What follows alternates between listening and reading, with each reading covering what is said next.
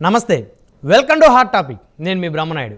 ఆంధ్రప్రదేశ్లో హోరాహోరీగా ఎన్నికల ప్రచారం సాగుతూ ఉంది. నువ్వా నేనా అనే రీతిలో అటు కూటమి నేతలు అదేవిధంగా అధికార వైసీపీ నేతల మధ్య మాటలు యుద్ధం సాగుతుంది. అయితే గత ఎన్నికల్లో చూస్తే పవన్ అన్నకు ప్రాణం ఇస్తాం, జగన్ అన్నకే ఓటేస్తాం అనేటువంటి ఓటర్లు కొంతమంది ఉన్నటువంటి మాట వాస్తవం. కానీ ఇప్పుడు ఆ ఓటర్లు అందరిలోకి పూర్తిగా చైతన్యం వచ్చేసిందా? మెగా అభిమానుల మద్దతు రాజకీయంగా జనసేనకే అనే రీతిలో అయితే రాజకీయాలు కనపడతా ఉన్నాయి. సాక్షాత్తు మెగాస్టార్ చిరంజీవి సైతం కూడా కూటమి అభ్యర్థులకు సంబంధించి వారికి మద్దతు ఇవ్వనట్టు సోషల్ మీడియాలో వీడియోలు రిలీజ్ చేస్తున్న పరిస్థితి. మొత్తానికి కనుక చూస్తే గత ఎన్నికలకి ఇప్పుడు ఎన్నికలకి 2019, 2024 ఎన్నికలు కనుక డిఫరెన్స్ చూస్తే 2019లో జనసేన సొంతంగా పోటీ చేసింది, తెలుగుదేశం సొంతంగా పోటీ చేసింది, భారతీయ జనతా పార్టీ సొంతంగా పోటీ చేసిన పరిస్థితి. 3 పార్టీలు ఇప్పుడు కూటమి దిశగా ముందుకు పోతున్న పరిస్థితి. వైఎస్ఆర్ కాంగ్రెస్ పార్టీ సొంతంగా పోటీ చేస్తున్నటువంటి పరిస్థితి. ఈ 2 పార్టీల మధ్య ఈ 2 పార్టీలకు సంబంధించినటువంటి కార్యకర్తలు కానీ ఓటర్లు కానీ ఈ 2 పార్టీలకు సంబంధించినటువంటి సామాజిక వర్గాలు కానీ హోరాహోరీగా తలపడుతున్న పరిస్థితి ఉంది. అయితే ఇప్పుడు జనసేన పార్టీకి సంబంధించి గోదావరి జిల్లాలో జనసేన అధినేత పర్యటనతో రోజు రోజుకి ఆయన ఇచ్చేటువంటి ప్రసంగాలతోటి గోదావరి జిల్లాలు క్లీన్ స్వీప్గా మారేటువంటి పరిస్థితి కనపడతాయంటున్నారు రాజకీయ విశ్లేషకులు. గోదావరి జిల్లాల్లో కనుక క్లీన్ స్వీప్ అయ్యే పరిస్థితి ఉంటే 2014 ఎన్నికల ఫలితాలు 2024లో రిపీట్ అయ్యే పరిస్థితి ఉంటుంది. అయితే రాయలసీమ జిల్లాల్లో ఏ మేరకు కూటమి సీట్లను సాధించేటువంటి పరిస్థితి ఉంటుంది. ఇదే వాళ్ళ హాట్ టాపిక్. ఈ హాట్ టాపిక్లో మనతో పాల్గొనడం కోసం పెద్దిరెడ్డి రవికిరణ్ గారు భారతీయ జనతా పార్టీ సీనియర్ నాయకులు, రాష్ట్ర అధికార ప్రతినిధి మనతో జూమ్ కాల్ అందుబాటులో ఉన్నారు. అదేవిధంగా విజయకిరణ్ గారు తెలుగుదేశం పార్టీ నాయకులు మనతో జూమ్ కాల్ అందుబాటులో ఉన్నారు. అదేవిధంగా చీకటి వంశీదీప్ గారు జనసేన పార్టీ నాయకులు మరికొద్ది సేపట్లో మనతో స్టూడియోలో జాయిన్ అవుతారు. అదేవిధంగా ఎల్ఎం మోహన్ రెడ్డి గారు వైఎస్ఆర్ కాంగ్రెస్ పార్టీ సీనియర్ నాయకులు మరికొద్ది సేపట్లో మనతో జూమ్ కాల్లో జాయిన్ అవుతారు. ముందుగా పెద్దిరెడ్డి రవికిరణ్ గారితో మాట్లాడదాం, బీజేపీ సీనియర్ నాయకులు. రవికిరణ్ గారు గుడ్ మార్నింగ్ అండి. Good morning sir.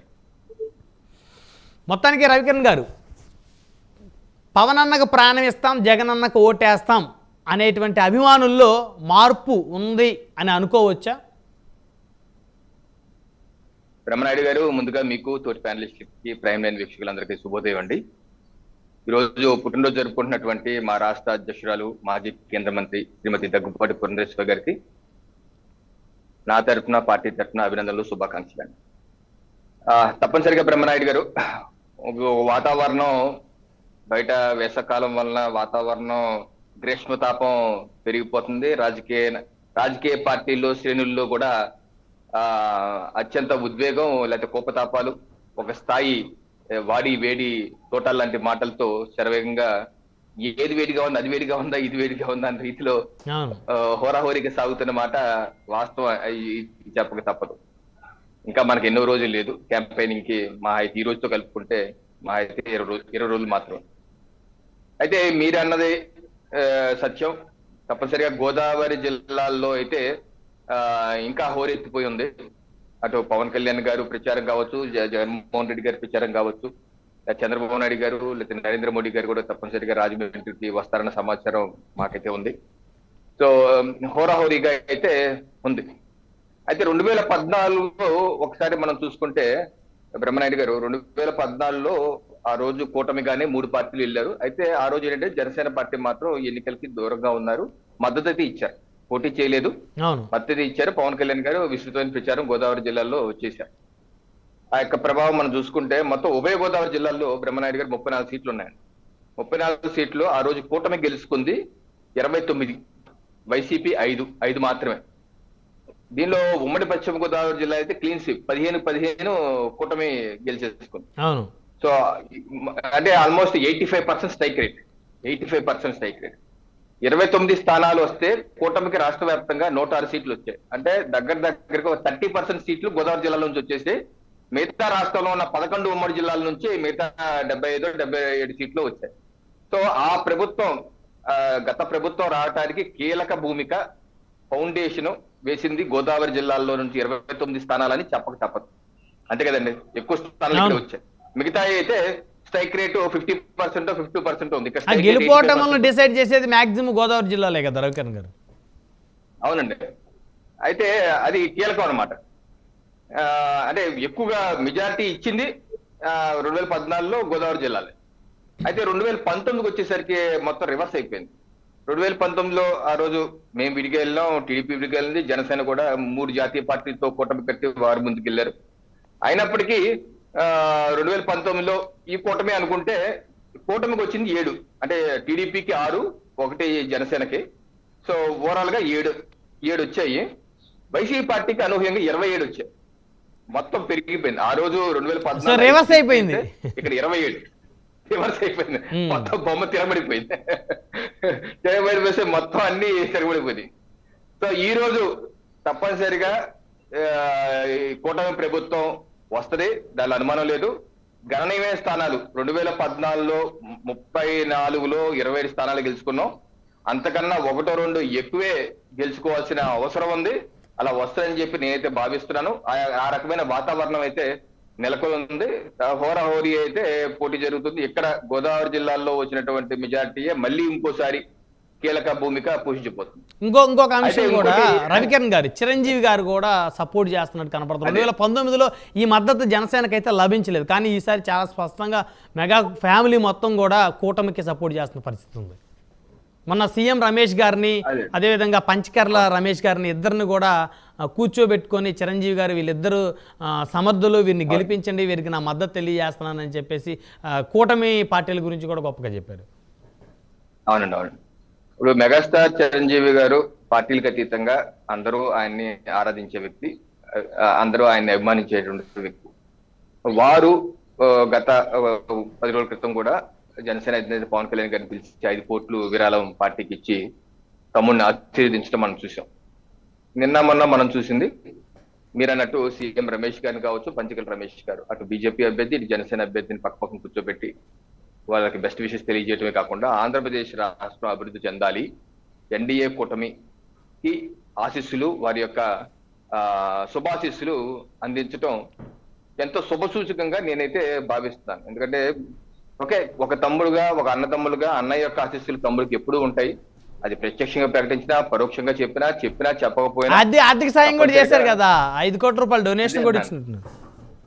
అవును, కానీ ఈసారి అయితే ఒక అడుగు ముందుకు వేసి ఆర్థిక సహాయం చేయటమే కాదు, అభ్యర్థులకు కూడా ఆశీస్సులు అందించడం శుభపరిణామం.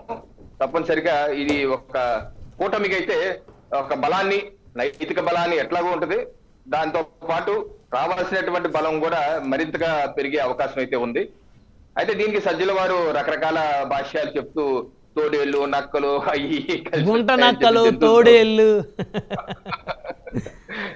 అంటే అభద్రతా భావం అనుకోవచ్చు. అంటే ఇప్పుడు చిరంజీవి గారిని గౌరవించి ఇప్పుడు ఆ రోజు ఆయన పార్టీకి 70 లక్షల ఓట్లు వేసినటువంటి ప్రజలు కనీసం 7 లక్షల ఓట్లు చిరంజీవి గారి నోట్లో నుంచి ఈ పార్టీకి మద్దతు ఇవ్వనంటే వేసే పరిస్థితి లేదా? కరెక్ట్, మీరు మంచి విషయం చెప్పారంటే పీఆర్పీకి ఆ రోజు 2009లో వచ్చినటువంటి సీట్లు, ఓట్లు చూసుకుంటే చాలా గణనీయమైన, సక్సెస్ఫుల్ గా 18 స్థానాలు గెలుచుకున్నాం, 18% ఓట్లు వచ్చి ఆంధ్ర సీమాంధ్ర ప్రాంతం చూసుకుంటే అంతకన్నా ఎక్కువే మనం సాధించడం జరిగింది.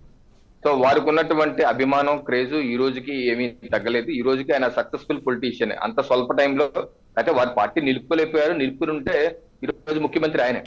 సో అది దురదృష్టం, మనందరి దురదృష్టం తప్పితే మనం ఏం అనుకుంటా లేదు. ఈ రోజు వారు క్రియాశీలక రాజకీయాలను దూరంగా ఉంటున్నారు, వారు అనేక సందర్భాల్లో చెప్పారు. అయితే ఈ రోజు మద్దతు ఇవ్వటాన్ని సజ్జల వారు అలా తోడేలు నక్కలుగా పోల్చవలసిన అవసరం అయితే లేదు. వారు ఏదో సింహం సింగిల్ గా వస్తా అంటున్నారు. అయితే నేను ఆటవిడిపుగా చెప్పగలిసింది ఏంటంటే, సింహం సింగిల్ గా వస్తే తోడేలు నక్కల గుంపు చూసి సింహం పారిపోతుంది, లేదా సింహాన్ని కొరికి చంపేస్తాయి తోడేలు నక్కలు. నేను సరదాగా చెప్తున్నాను, ఎందుకంటే మీరు చూడండి అన్ని యానిమల్ ఛానల్స్ తో ఈ చూస్తే సింహం సింగిల్ గా. అవును, కొన్ని సందర్భాల్లో సింహం మీద కూడా దాడి చేసి సింహాన్ని చంపిన సందర్భాలు కూడా ఉన్నాయి. సింహం వాళ్ళ జోలికి వెళ్దాం, హైనా జోలికి, నక్కల కుక్కల జోలికి వెళ్దాం, దానికి భయం. సింగిల్ గా గుంపుగా వచ్చి మీద పడతాయి, కానీ సింహం సింగిల్ గా అయితే హైనా జోలికి అసలు వెళ్దాం, పారిపోతాయి. అంటే నేను ఆటోమేటిక్ గా చెప్తున్నాను, బట్ అలాంటి కంపారిజన్ అనవసరం అని చెప్పేసి నా యొక్క భావన. ఏదేమైనా సరే రాజకీయాల్లో ఒకటి ముఖ్యం బ్రహ్మనాయుడు గారు, భాష అన్నది ప్రధానం అండి. ఎవరన్నా సరే భాష ముఖ్యం.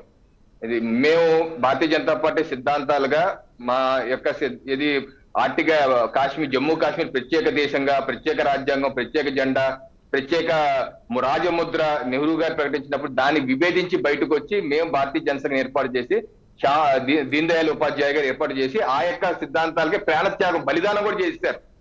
అంటే మేము ఎప్పుడు అప్పటి నుంచి ఇప్పటి వరకు శ్యామ్ ప్రసాద్ ముఖర్జీ గారు కావచ్చు, అద్వానీ గారు కావచ్చు, వాజ్పేయి గారు కావచ్చు, నరేంద్ర మోడీ, ఈ రోజు నరేంద్ర మోడీ గారు, ఎవరైనా సరే ఎక్కడైనా సరే ఎవరినన్నా సరే విధానపరమైన అంశాల మీద విమర్శిస్తాం కానీ ఎక్కడ ఒక లైన్ దాటి వ్యక్తిగత విమర్శలు కానీ వ్యక్తిత్వ హరణాలు కానీ మా పార్టీలు ఒప్పుకోరు, చేయరు.